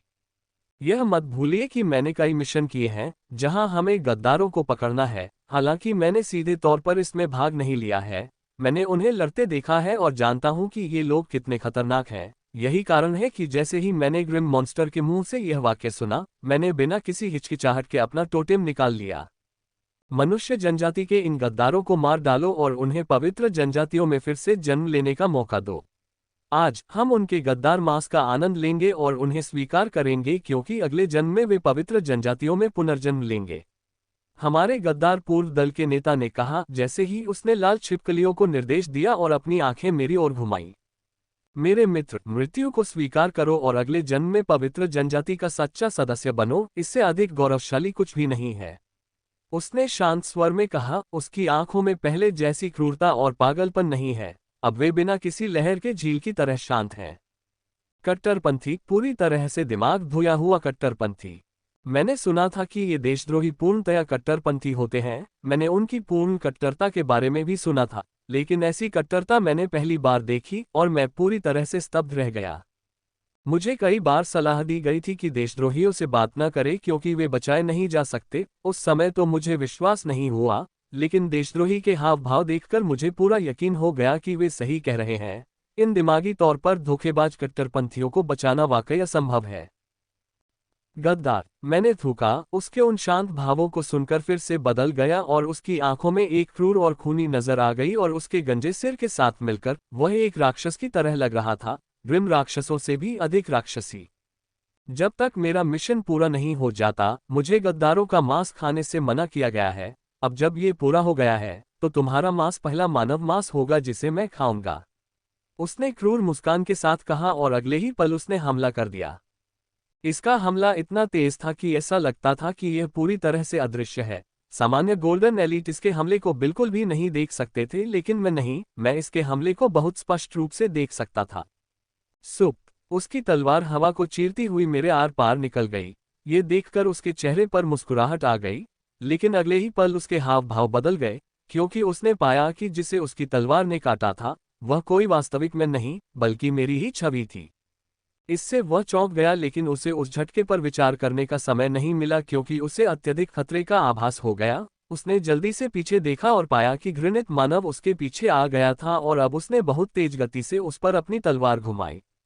ये देखकर उसका हृदय क्रोध से भर गया और उसने अपनी सारी शक्ति उस घृणित मानव की तलवार पर वापस वार करने के लिए लगा दी। उसका पहले का हमला तो बस चींटी को कुचलने के इरादे से किया गया एक सामान्य हमला था, लेकिन अब जब उस चींटी ने अपने नुकीले दांत दिखा दिए हैं, तो वह उसे प्लेटिनम की असली ताकत दिखा देगी। उसने अपनी तलवार मुझ पर घुमाई और इस बार उसकी गति बहुत अधिक थी। मैं जानता हूं कि गंजा गद्दार अभी अपनी असली ताकत का उपयोग कर रहा है और मुझे अपना सब कुछ देना होगा क्योंकि मैं प्लेटिनम एलीट से निपट रहा हूं, किसी साधारण गोल्डन एलीट से नहीं। ये देखते हुए कि अब गंभीर होने का समय आ गया है, मैंने पागलपन को उतरने दिया और जैसे ही यह हुआ, सब कुछ लाल हो गया। लाल के अलावा मेरे सामने कोई अन्य रंग नहीं था। पिछले 7 महीनों में मैं इस पागलपन को नियंत्रित करने में काफी सक्षम हो गया हूं। अब मैं इसे एक पल की सूचना पर सक्रिय और निष्क्रिय कर सकता हूं। पागलपन की स्थिति 7 महीने पहले की तुलना में और भी अधिक शक्तिशाली हो गई थी क्योंकि मेरे मारने के नियम को बहुत अधिक प्रगति मिली थी, जिसने मेरी इंद्रियों को और भी मजबूत बना दिया था। जैसे ही पागलपन उतरा, मैं फिर से चमक उठा। परिष्कृत पंथ प्रकाश ऊर्जा के कारण मुझे बेहतर गति मिल गई होगी, लेकिन मेरी शारीरिक शक्ति वही रही, इसलिए अगर मैंने सीधे अपनी तलवार को उनके खिलाफ मारा, तो मैं एक फटे हुए गुड़िया की तरह उड़ जाऊंगा और फिर कभी नहीं उठूंगा। मैं प्लेटिनम एलीट के खिलाफ हूं, हमारे बीच शारीरिक ताकत में बहुत अंतर है, इसका हल्का सा स्पर्श मुझे कांच की तरह तोड़ सकता है, इसलिए मुझे कभी भी सीधे टकराव नहीं करना है, ऐसा करना मेरे लिए आत्महत्या होगी। फू! इससे पहले कि उसकी तलवार मुझे छू पाती, मैं दूर निकल गया और ठीक वैसे ही दूसरी ओर प्रकट हुआ जैसे मैं हुआ था। मैंने गहरी सांस छोड़ी और बैंगनी ऊर्जा से ढकी काली रेत को चीरता हुआ तेजी से गद्दार की ओर बढ़ा। मेरा हमला देखकर उसके गंजे चेहरे पर अचानक परिवर्तन आ गया। उसने तुरंत अपनी तलवार वापस खींच ली और रेत की आवाज से पहले ही भाग गया। तुम बहुत गहराई से छिप गए हो। उन मूर्खों को लगता है कि तुम सिर्फ गोल्डन एलीट हो, जो अपने अद्भुत राक्षस पर प्रसिद्धि लाद रहा है, लेकिन नहीं, तुम भी अपने उस दुष्ट पक्षी की तरह ही खतरनाक हो। गद्दार ने अपने चेहरे पर स्पष्ट आश्चर्य के साथ कहा। न केवल वह बल्कि अन्य लोग भी इसे देखकर बहुत हैरान थे। मैं प्लेटिनम नहीं हूं, लेकिन प्लेटिनम के खिलाफ लड़ रहा हूं। बहुत कम लोग हैं जो ऐसा कर सकते हैं, यहां तक कि वॉरजोन में भी 1 या 2 लोग इस क्षमता के अधिकारी हैं। तुम हमारे साथ शानदार ग्रिम रेस में शामिल क्यों नहीं हो जाते? मनुष्य तुम पर अत्याचार कर रहे थे, तुम्हें अपराधी न होते हुए भी अपराधी करार दे रहे थे। मनुष्य लालच, ईर्ष्या और छल से भरे हुए हैं। हमारे साथ जुड़ें और मैं आपसे वादा करता हूं कि हमारे साथ उचित व्यवहार किया जाएगा। और उसका चेहरा फिर से शांत हो गया और उसने शांत स्वर में उपदेश देना शुरू कर दिया, लेकिन मैं उससे तंग आ चुका हूं। उसकी बकवास से तंग आकर मैं सीधे अपनी जगह से गायब हो गया। उसके पीछे दिखाई दिया और अपनी तलवार उसकी गर्दन पर घुमाई। उसने तुरंत मेरे हमले को महसूस किया और उसे रोकने के लिए अपनी तलवार घुमाई। ये देखकर कि मैं फिर से गायब हो गया और काली रेत के एक और हमले को तोड़ते हुए दूसरी जगह से हमला किया। जुप जुप जुप जुप!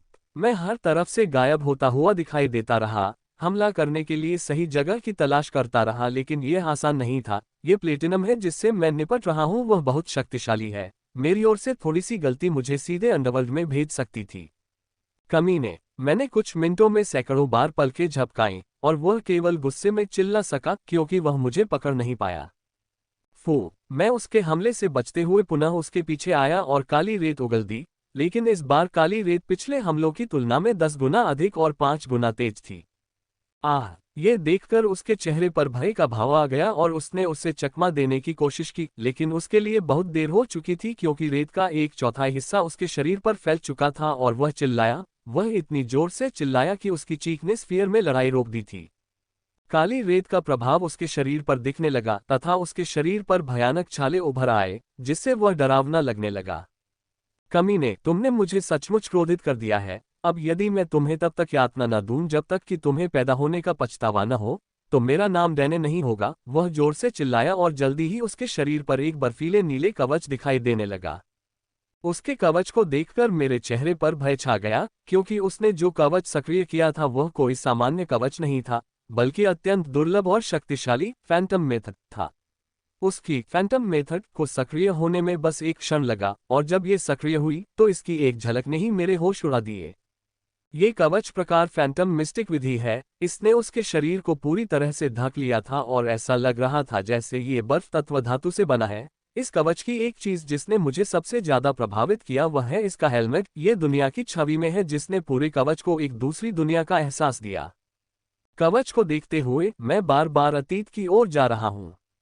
साथ ही मैं इस बुरी किस्मत को कोस रहा हूँ।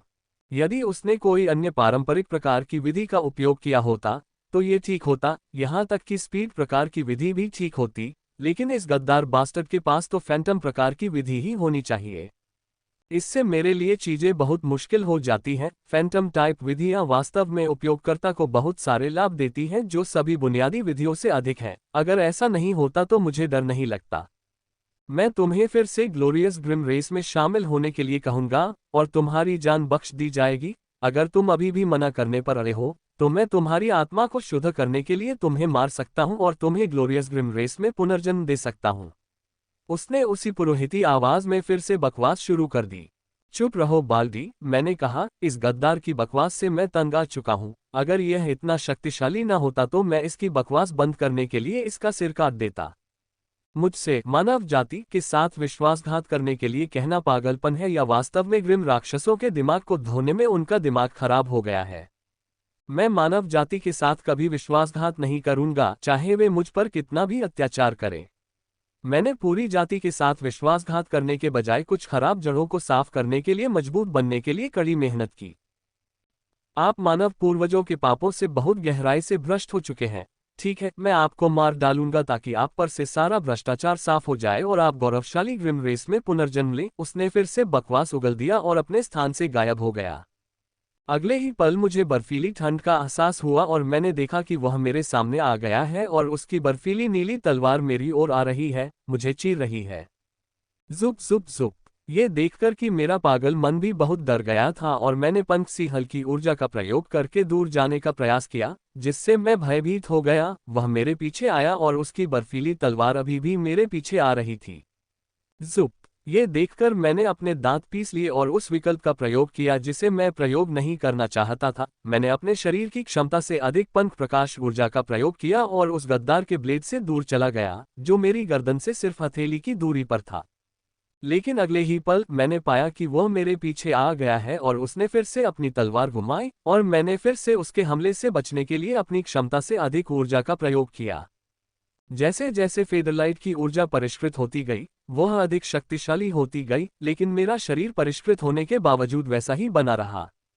इसलिए मुझे सीमित मात्रा में पंख प्रकाश ऊर्जा का उपयोग करना पड़ा। यदि मैं इससे अधिक उपयोग करता तो इससे मेरे शरीर को नुकसान पहुंचता। अब अतिरिक्त ऊर्जा का प्रत्येक उपयोग मेरे शरीर को नुकसान पहुंचा रहा है, और यदि मैं इसका इसी सीमा तक उपयोग करता रहा तो मैं इसका उपयोग केवल आधे घंटे तक ही कर पाऊंगा, जो बचाव के लिए बहुत कम समय है। एशलिन मुझे अपनी लड़ाइयों की झलकियां भेजती रही थी और मैं जानता था कि उसके चारों ओर बहुत सारे प्लेटिनम हैं। यदि वह मुझे बचाने आए तो इससे मुझे लाभ की बजाय अधिक हानि होगी। क्योंकि वह अपने साथ प्लेटिनम की शक्ति भी ले आएगी जो उसके विरुद्ध लड़ रही थी। जहां तक दूसरे पर भरोसा करने की बात है तो यह संभव नहीं है क्योंकि वे एशलिन से भी गहरे गंदगी में हैं। वे ऐसी स्थिति में हैं कि वे नहीं आ सकते भले ही उन्हें पता हो कि वहां देशद्रोही जैसा रसदार मांस है। इसलिए मुझे अपने आप को बचाना है और मैं उसके पीछे भागने के दौरान विभिन्न विकल्पों पर तेजी से सोच रहा था जब अचानक मेरे मन में कुछ परिवर्तन हुआ। मेरे अंदर 92वीं मोहर प्रकट हो गई थी। मैंने अनजाने में ही 92वीं मोहर बना ली थी जिसे मैं पिछले 7 हफ्तों से बनाने की कोशिश कर रहा था। 92वीं मोहर के प्रकट होने के साथ ही मेरे शरीर और आत्मा के अंदर की गति और भी बढ़ गई। freewebnovel.com। अब यह इतना शक्तिशाली हो गया है कि इसे केवल थोड़ी शक्ति की आवश्यकता है। अब मुझे अधिकतम 2 मोहरें बनाने की ही आवश्यकता होगी। यदि मैं ऐसा कर सकता हूं, तो मेरी गति इतनी मजबूत हो जाएगी कि यह सीमा को तोड़ देगा और मुझे 1 सेकंड में प्लेटिनम बना देगा। अतः मृत्यु के भय और समय की कमी जैसी महान प्रेरणा के साथ मैंने अपने पूरे मन से शरीर को शुद्ध करने वाले व्यायाम को करना शुरू कर दिया। मैंने अपना सब कुछ इसमें लगा दिया और इस बात की परवाह नहीं की कि मैं उस दबाव के कारण चोटिल हो रही हूं जो मैं महसूस कर रही हूं। हार मान लो, तुम्हारी ऊर्जा के अत्यधिक उपयोग के कारण तुम्हारे शरीर की स्थिति पहले से ही खराब हो रही है। मृत्यु को स्वीकार करो और गौरवशाली ग्रिम जाति में पुनर्जन्म लो, उन्होंने कहा जब उन्होंने मेरी आंखों, नाक और मंदिर की नसों से खून बहता देखा। रक्त मेरे द्वारा ऊर्जा के अत्यधिक उपयोग के कारण नहीं निकल रहा है, बल्कि मेरे अंदर पागलपन से प्रसारित हो रहे सुप्रीम कॉम्बैट एक्सरसाइज के कारण। मुझे सील्स का निर्माण करना होगा। यदि मैंने ऐसा नहीं किया तो न केवल मैं यहां मर जाऊंगा, बल्कि एशलिन भी मर जाएगी, जिसे मैं कभी भी होते हुए नहीं देखना चाहता। इसलिए मैं उग्रता से घूम रहा हूं और एक के बाद एक घूम रहा हूं। यदि यह जारी रहा तो बहुत जल्द ही मेरे मंदिर में 93वीं फैंटम सील होगी। दिमाग धोए हुए मूर्ख, मैंने उसके प्रस्ताव पर कहा। ये सुनते ही उसके सिर में क्रोध प्रकट हुआ और वह क्रोध के साथ मुझ पर टूट पड़ा। इस बार उसके हमले में थोड़ी सी भी दया नहीं थी। उसके प्रत्येक हमले का उद्देश्य मेरी जान लेना था। इस बढ़े हुए दबाव से मुझे बहुत मदद मिली और मैं जितना सोचा था उससे भी पहले 93वीं सील बनाने में सक्षम हो गया और उसके तुरंत बाद 94वीं सील बनाना शुरू कर दिया। जितना ज्यादा दबाव और जान का खतरा होगा उतनी ही तेजी से मैं सुधार कर पाऊंगा। और ईमानदारी से कहूं तो पिछले 7 महीनों में मुझे ऐसा कोई दबाव महसूस नहीं हुआ क्योंकि मेरे विरोधी कभी भी प्लेटिनम एलीट नहीं थे। मैंने उनसे लड़ने के बारे में पहले कभी नहीं सोचा था क्योंकि मेरे पास कभी शक्ति नहीं थी। मुझे केवल तब मिली जब मेरी विधि ऊर्जाएं 4थी मंजिल से परिष्कृत हुई। ऐसा नहीं है कि पिछले 7 महीनों में मैंने कभी जीवन और मृत्यु की लड़ाई नहीं लड़ी। कई बार लड़ी, लेकिन उन लड़ाइयों में हजारों राक्षस आप पर हमला कर रहे थे। उन लड़ाइयों में जान गंवाने की संभावना बहुत अधिक थी, लेकिन अपनी गति के साथ मैं भागने में पूरी तरह सक्षम था। इसलिए कभी भी ऐसी कोई हताशापूर्ण लड़ाई नहीं हुई जहां मेरे पास लड़ाई के दौरान खुद को बेहतर बनाने के अलावा कोई और विकल्प न रहा हो, अन्यथा मेरी मृत्यु निश्चित थी। ये लड़ाई एक हताशा भरी लड़ाई थी जिसमें मैं न तो वापस लड़ सकता था, न ही भाग सकता था। मैं बिना कोई गलती किए केवल चकमा दे सकता था, जिससे मुझे अभूतपूर्व दबाव और प्रेरणा मिली। अंततः मैंने 24वीं चाल पार कर ली और 94वीं मोहर बन गई। और जैसे ही ऐसा हुआ, मेरे अंदर एक भयानक आवेग उबलने लगा जो अपने मार्ग में आने वाली किसी भी सीमा को तोड़ने के लिए तैयार था। अंदर तीव्र आवेग उमड़ रहा था और मैं उसका क्रोध उस सीमा पर उतारना चाहता था जिसने उसे महीनों तक पिंजरे में कैद करके रखा था। ये छूटने ही वाला था कि मैंने इसे बलपूर्वक रोक दिया। अगर मैं इसे जाने देता हूं और सीमा को तोड़ता हूं तो पिछले 6 महीनों के मेरे सारे प्रयास बेकार हो जाएंगे। मैं बस एक साधारण प्लेटिनम बन जाऊंगा जो मुझे नहीं लगता कि महीनों के प्रयासों के लायक है जो मैंने खून खराबे वाले अभ्यास में लगाया है।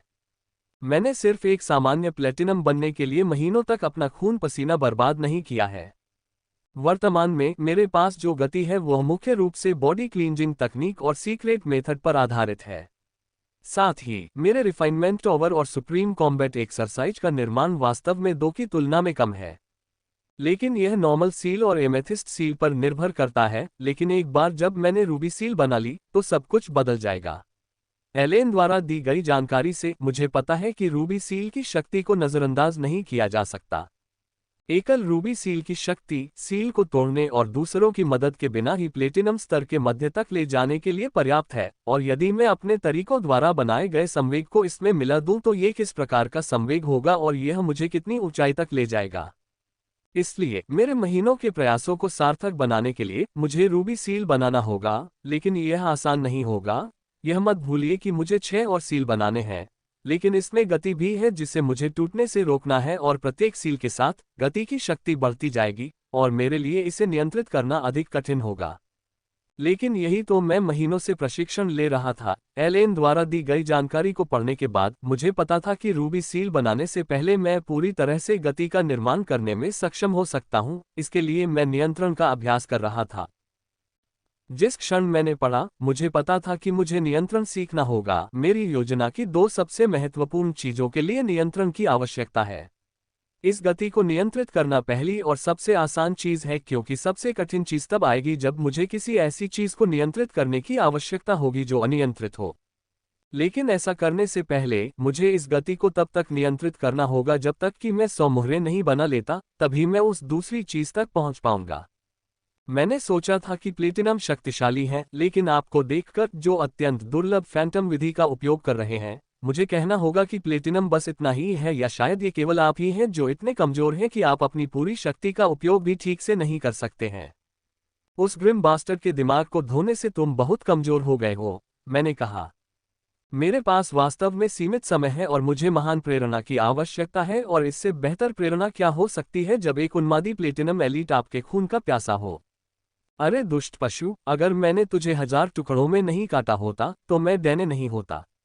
वह ऊंची आवाज में चिल्लाया और मुझे जलाने व मारने की नीयत से मेरी ओर बढ़ा, जिससे मुझे नशा सा महसूस होने लगा। मॉक ने एक जादू की तरह काम किया। यह मानव मानो उन्मत्त हो गया। ग्रिम राक्षस मुझ पर पागलों की तरह हमला करने लगा। अपने पागलपन में इसकी शक्ति 3 गुना बढ़ गई थी, जिसने मुझे सीधे जीवन और मृत्यु के किनारे पर पहुंचा दिया।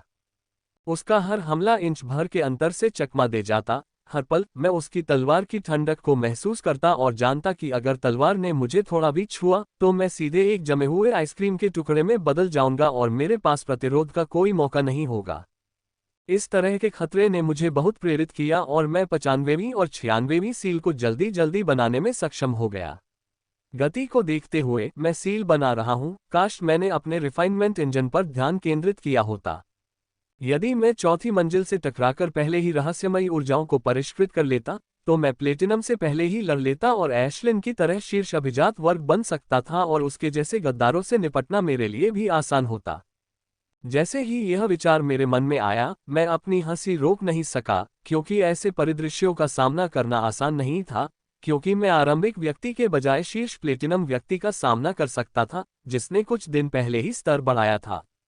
सच कहूं तो मेरी किस्मत बहुत अच्छी है कि मुझे उसके जैसे प्लेटिनम का सामना करना पड़ा, जिसने कुछ ही दिनों में लेवल अप किया था। अगर इसमें टीम 22 का कोई और सदस्य होता जो गद्दार बन गया होता, तो मेरी खून से लथपथ लाश अब तक जमीन पर पड़ी होती।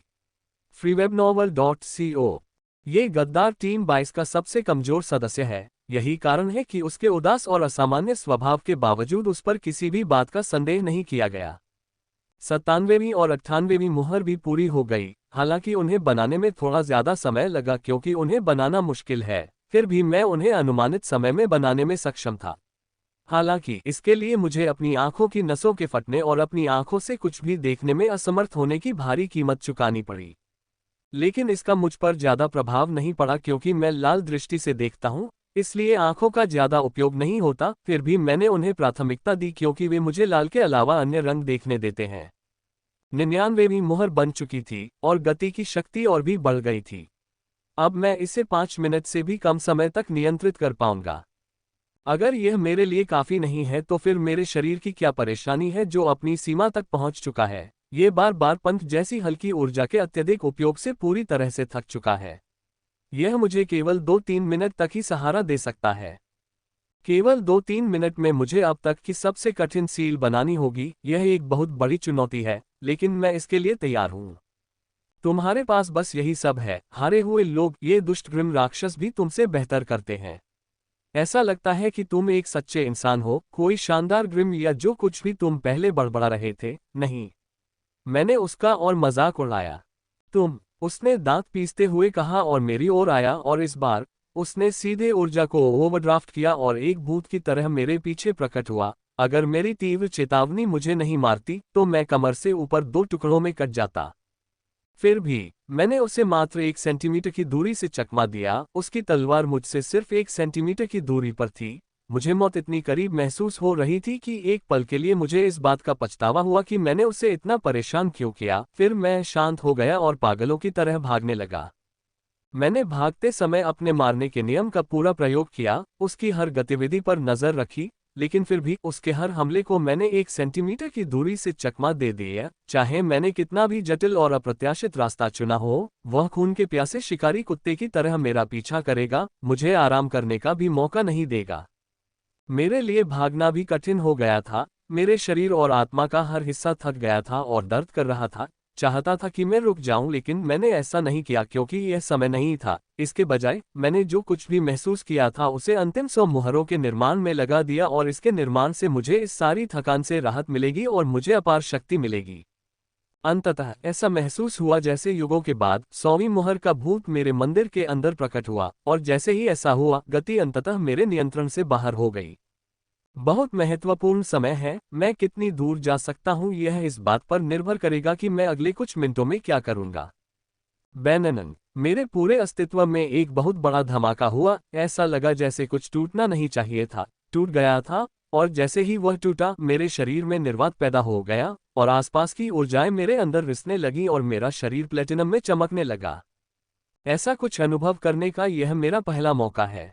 स्टेज या लेवल को पार करते समय कभी कोई घटना नहीं होती थी, लेकिन इस बार ऐसा हुआ, और आसपास की ऊर्जा को अंदर तक रिश्ते हुए न भूलें। ऐसा पहली बार हुआ है क्योंकि सफलता के दौरान व्यक्ति को खुद के लिए ऊर्जा प्रदान करनी होती है। ऐसा लग सकता है कि जैसे कुछ मिनट ही बीते हों, लेकिन 100वीं सील बनाने के बाद से 1 सेकंड भी नहीं बीता और मैंने सीमा तोड़ दी। जो गद्दार मेरे पीछे आया था और मुझ पर हमला करने वाला था, वह अपने रास्ते पर रुक गया। नीचे लड़ रहे मनुष्य और ग्रिम राक्षस भी रुक गए।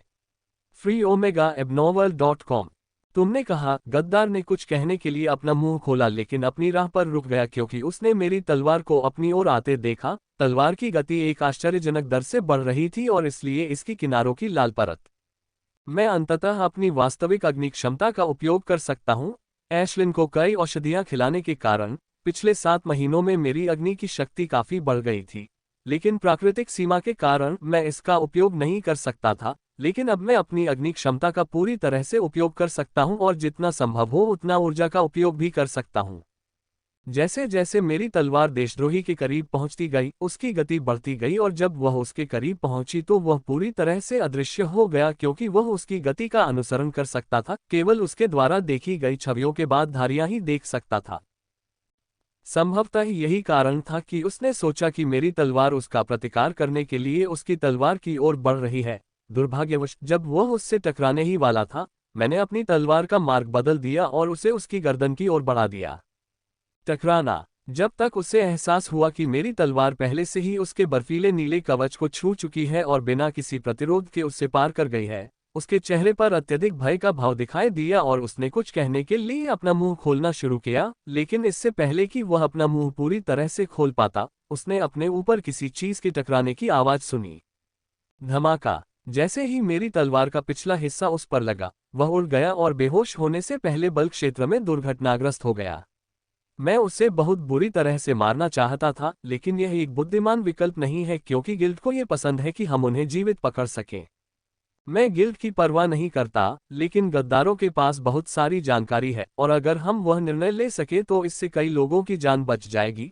यही कारण है कि आखिरी क्षण में मैंने तलवार को झटका दिया और उसकी गर्दन को काटने के लिए धार का उपयोग करने के बजाय नियंत्रित शक्ति से उसके सिर पर प्रहार किया। समय नहीं है। मैंने बुदबुदाया और युद्ध के मैदान पर नजर डाली जहां अभी भी लगभग 10,000 ग्रिम राक्षस लड़ रहे हैं। मुझे उन्हें मारना है ताकि अगले चरण के शुरू होने पर वे मुझे परेशान करें, क्योंकि अगले मिनट में मैं 1 मिनट के लिए अक्षम हो जाऊंगा। मैं बाहर चला जाता अगर झगड़े नहीं होते। मुझे पहले इस स्फीयर का उपयोग करना होगा। इससे पहले मुझे इन छोटे भयंकरों को मारना होगा, ताकि जब मैं अक्षम हो जाऊं तो वे नुकसान न पहुंचा सकें। यह अच्छी बात है कि जब मैंने सफलता प्राप्त करना शुरू किया तो वे दोनों जातियां अलग हो गईं। अब मेरे लिए इन सभी कमीनों को मारना आसान हो जाएगा।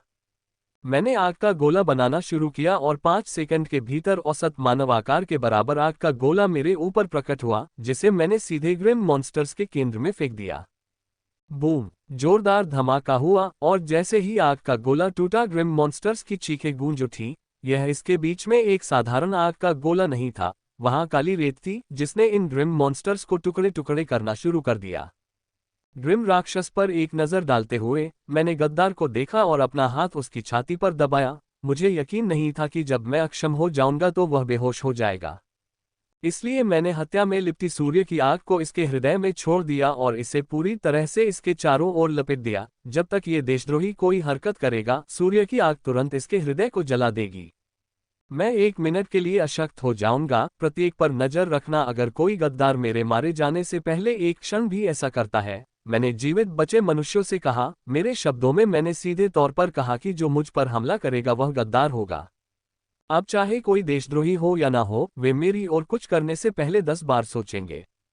उन्हें एक बार फिर से देखते हुए मैंने अपनी आंखें बंद कर लीं। मेरा शरीर अभी भी सफलता के दौर से गुजर रहा है क्योंकि यह आसपास से ऊर्जा चूस रहा है। ये केवल तभी होता है जब कोई स्वाभाविक रूप से सीमा को तोड़ता है। सीमा तोड़ने के तरीके कुछ हद तक रिफाइनमेंट इंजन और मिस्टिक तरीकों की तरह हैं। इनका अभ्यास करने का मतलब है अपने शरीर में सीमा ऊर्जा नामक विशेष ऊर्जा लेना और उसे परिष्कृत करना। जब कोई व्यक्ति इस सीमा ऊर्जा को पर्याप्त मात्रा में इकट्ठा कर लेता है और उसे पर्याप्त रूप से शुद्ध कर लेता है, तो वह इसका उपयोग सीमा तोड़ने के लिए कर सकता है। इस विधि में व्यक्ति को अपने शरीर से ही ऊर्जा की पूर्ति करनी होती है। शरीर मेरी तरह आसपास से ऊर्जा नहीं चूसता, इसलिए इसे प्राकृतिक विधि कहते हैं, क्योंकि इस विधि में प्राकृतिक ऊर्जा का प्रयोग होता है, जिससे व्यक्ति को असंख्य लाभ मिलते हैं। वर्तमान में मैं अपने तरीकों में सफलता के दौर से गुजर रहा हूं और मेरे तरीकों ने इसे काम नहीं किया है। जैसे ही मेरा शरीर चूसना बंद कर देगा, वे अपना जादू शुरू कर देंगे। मैंने पहले ही रूबी सील बना ली है, इसका मतलब है कि मैं इसकी मदद से प्लेटिनम के मध्य स्तर तक पहुंच जाऊंगा। सीक्रेट मेथड और बॉडी क्लींजिंग तकनीक की प्रगति के साथ प्लेटिनम के शिखर तक पहुंचना मेरे लिए कोई समस्या नहीं होगी, लेकिन यह मेरा लक्ष्य नहीं है। जब से मैंने एलेन द्वारा दी गई गुप्त जानकारी पढ़ी है, प्लेटिनम कभी मेरा लक्ष्य नहीं था। मैं सीधे डायमंड तक पहुंचना चाहता था। यदि मैं सिर्फ प्लेटिनम बनना चाहता था, तो मैं उस देशद्रोही कमीने को भड़काकर अपनी जान जोखिम में नहीं डालता, ताकि मैं सोसील बना सकूं। गुप्त सूचना में जो तरीका बताया गया है वह बहुत खतरनाक है। यदि एक भी छोटी सी गलती हुई तो 80% संभावना है कि मेरी जान जा सकती है, लेकिन मैं जोखिम उठाने को तैयार हूं, या तो सब कुछ या फिर कुछ भी नहीं। कुछ सेकंड बीत गए और अंततः मेरे शरीर ने ऊर्जा को धीरे धीरे चूसना शुरू कर दिया। जैसे ही ऐसा हुआ, मेरे हाथ में एक अंगूठे के आकार का औषधि प्रकट हुआ और मैंने उस चमकीले लाल तरल को देखा, जैसे वह किसी प्रकार का रक्त था। कोई बहुत खतरनाक औषधि नहीं जो मुझे सबसे दर्दनाक तरीके से मार सकती थी। असली लड़ाई अब शुरू होती है। 10 मिनट के भीतर या तो मैं हीरा बन जाऊंगा या विस्फोट हो जाऊंगा, क्योंकि मेरे शरीर में बहुत अधिक ऊर्जा प्रवेश कर गई है। मैंने सोचा और मैंने औषधि को निगल लिया, जिसका स्वाद तीखेपन के साथ गर्म कागज की तरह